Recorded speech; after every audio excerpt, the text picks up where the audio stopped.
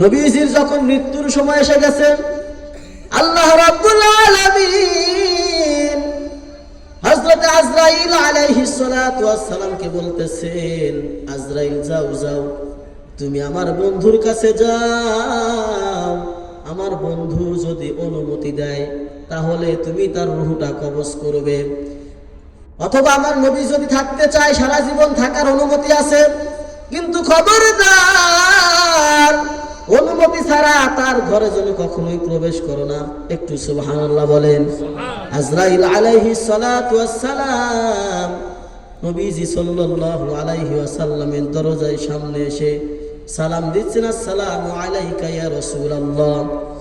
আল্লাহ রাসূলকে সালাম দিচ্ছেন, নবীজি সালামের উত্তর দিলেন।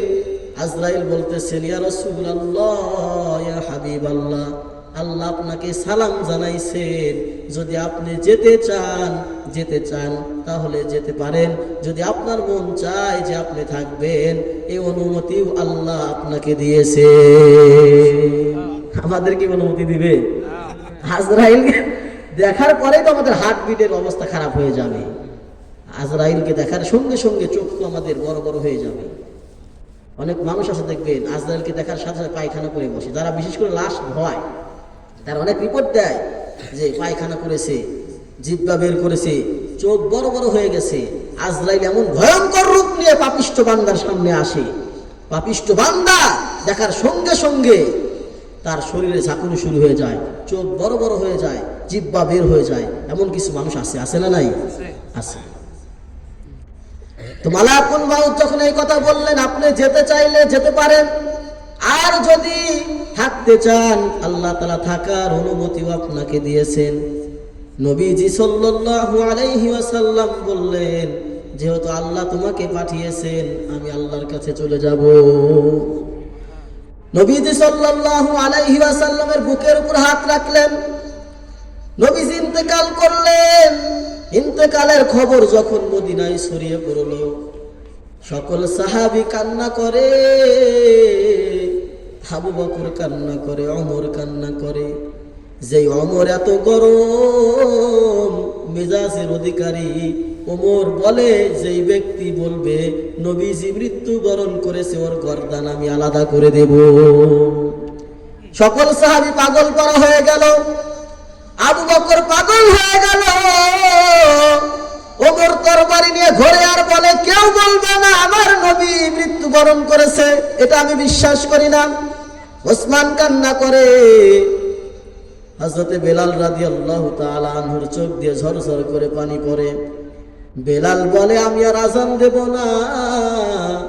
আমি যখনই আজান দিয়েছি, আমার আজানে ইমামতি করেছেন মুহাম্মাদুর রাসূলুল্লাহ, সেই মুহাম্মদ নেই, আমি আর আজান দেব না।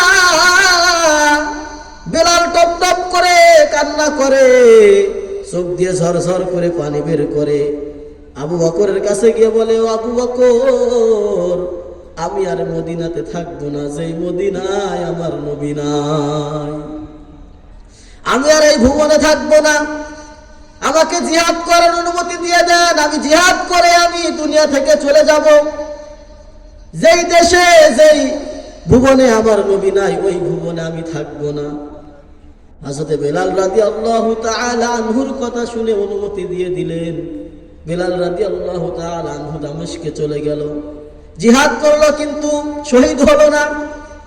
1 বছর অথবা 6 মাসের মধ্যে রাসূল আকরাম সাল্লাল্লাহু আলাইহি ওয়াসাল্লাম বেলালকে স্বপ্নে দেখাইতেছেন, ইয়া বেলাল, তোমার কি মদিনার কথা মনে পড়ে না? বেলাল রাদিয়াল্লাহু তাআলা আনহু যখন এই স্বপ্ন দেখলেন, স্বয়ং নবীজি সাল্লাল্লাহু আলাইহি ওয়াসাল্লাম বেলালকে বলতেছেন, বেলাল, তোমার কি মদিনার কথা মনে পড়ে না? কতদিন হলো মদিনা থেকে তুমি চলে এসেছো। বেলাল রাদিয়াল্লাহু তাআলা আনহু পরের দিন আবার মদিনার দিকে রওনা হলেন।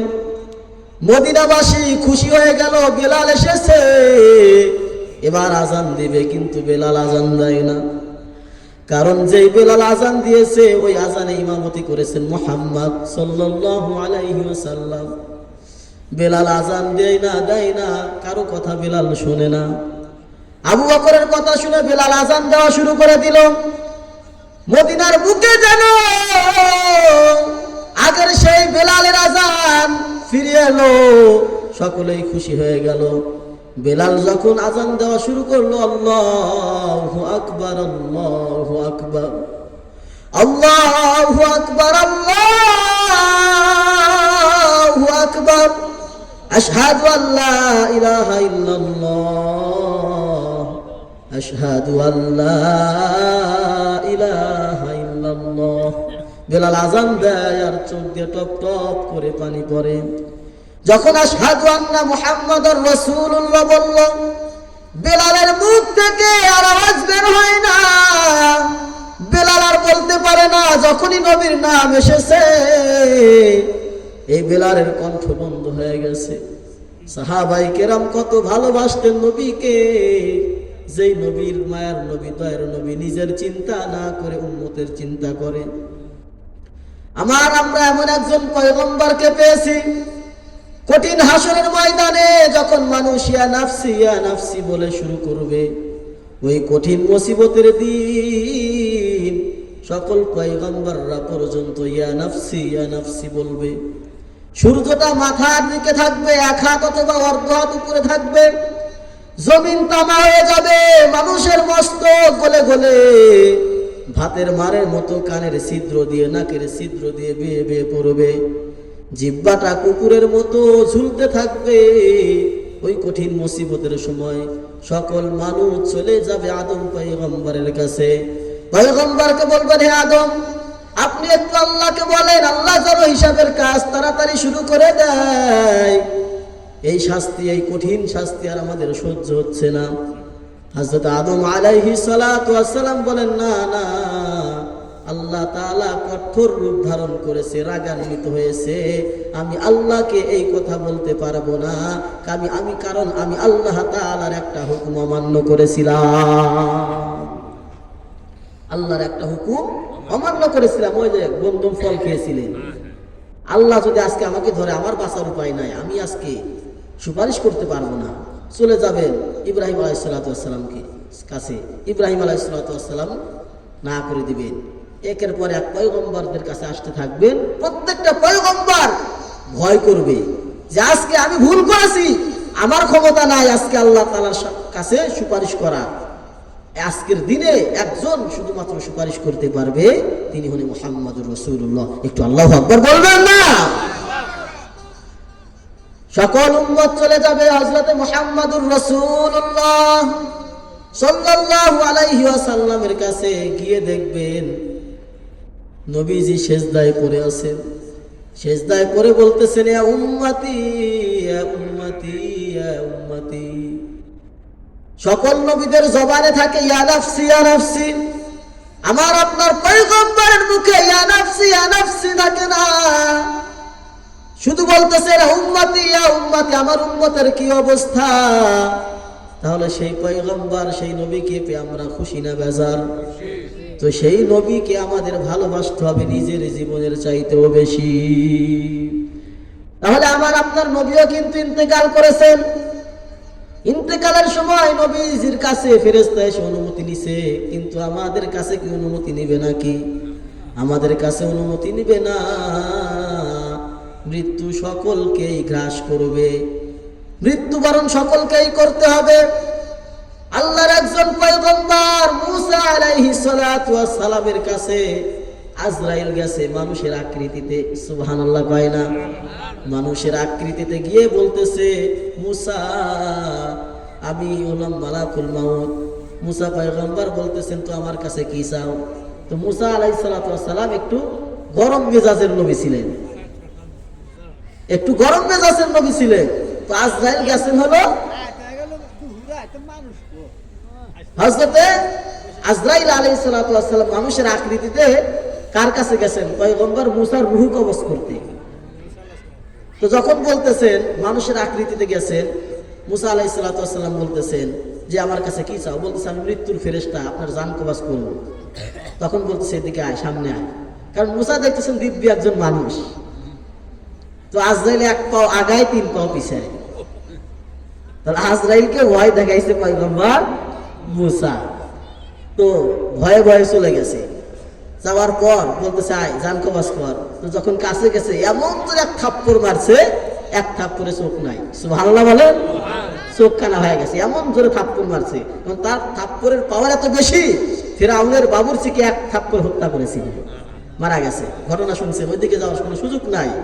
এমন পাওয়ারফুল একজন নবী, সুবহানাল্লাহ বলবেন না? কাকে থাপ্পড় মারছে? আজরাইলকে। কাকে মারছে? মালাকুল মাউতকে এক থাপ্পড়ে চোখ কানা করে দিছে। মালাকুল মাউত দৌড় আল্লাহর কাছে। যে মালাকুল মাউতকে দেখে আমরা ডরাই, আমাদের জানে পানি থাকে না, কলিজায় পানি থাকে না, সেই মালাকুল মাউতকে এক থাপ্পড়ে চোখ কানা করে দিছে। এক চোখ নিয়ে গেছে আল্লাহর কাছে। আল্লাহকে বলছে, আল্লাহ পয়গম্বর মুসার কাছে গেছিলাম, আমাকে এক থাপ্পড়ে চোখ কানা করে দিয়েছে। লিল্লাহে তাকবীর, নারায়ে তাকবীর, লিল্লাহে তাকবীর। দ্বিতীয় বক্তার আগমন, দ্বিতীয় বক্তার আগমন, মাওলানা মুফতি শহীদুল ইসলাম সাহেবের আগমন। লিল্লাহে তাকবীর। আমাদের সামনে দ্বিতীয় বক্তা এসে গিয়েছে।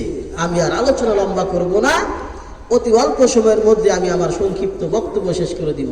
তো যেই কথা বলতেছিলাম যে আল্লাহর পয়গম্বরকে, আল্লাহর পয়গম্বরের কাছে গেছেন, যাওয়ার পর যখন এই কথা বলছেন এক থাপ্পড় মারছে। আজরাইল আল্লাহর কাছে সুপারিশ করছে, আল্লাহ কার কাছে পাঠাইছেন? আমার এক থাপ্পড়ে তো চোখ আবার কানা করে দিছে। আল্লাহ তাআলা বলতেছেন, কার কাছে গেছে? অনুমতি নিছিল বেটা? বলতেছে না, অনুমতি তো নেই। এই জন্য দিয়ে অবস্থা, যাও তুমি আবার যাও।